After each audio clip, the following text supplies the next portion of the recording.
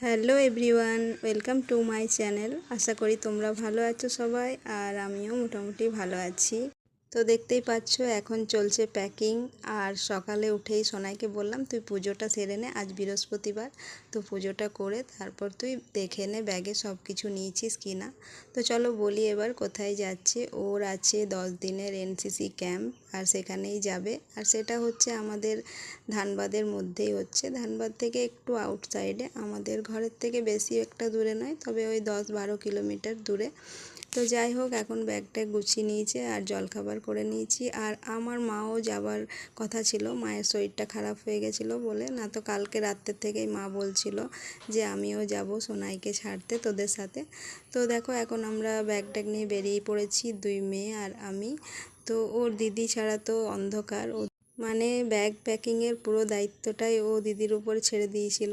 ওর ভরসা পুরোপুরি যে দিদি সব কিছু ভালোভাবে প্যাক করে দিয়ে দেবে। তো পিউ বলছে মা দেখো সব কিছু আমার ভরসা।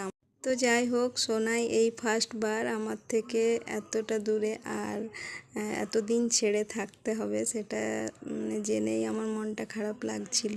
তো ওর স্কুলের মানে এনসিসির স্যার বলছিল যে এটা তো ধানবাদের মধ্যেই হচ্ছে, অতটা চিন্তা করার কিছু নেই। তো আমরা সেখানে পৌঁছে গেছি যে স্কুলে ওদের ক্যাম্পটা হবে। তো এসে পরে অনেক কিছু ফর্মালিটি ছিল সেগুলো করলো। আর প্রায় অনেক স্কুল থেকে, ধানবাদের অনেক স্কুল থেকে এসেছিলো, প্রায় 500-র মতো স্টুডেন্ট ছিল। তো ওখানে আমরা প্রায় অনেক গার্জেনই ওয়েট করছিলাম, কারণ যতক্ষণ না সব কিছু ফর্মালিটি হয়ে, যতক্ষণ না ওরা ক্লাসে যায়, ততক্ষণ আমাদের মনও মানছিল না যে স্কুল থেকে বেরিয়ে যায়। তো সেই মতো অতক্ষণ আমরা অপেক্ষা করলাম। তারপর দেখো ম্যাডাম এখন ওদেরকে লাইন করে নিয়ে যাচ্ছে সবাইকে ক্লাসে।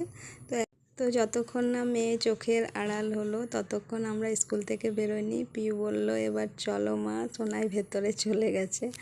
তো চলো, আজকের ব্লগটা তোমাদের কেমন লাগলো। আমরা এবারে বাড়ি ফিরছি, আশা করি ভালো লাগবে। তো চলো, টাটা বাই, সবাইকে ভালো থেকো, সুস্থ থেকো আর সাবধানে থেকো। আসছি আবার পরের ব্লগে।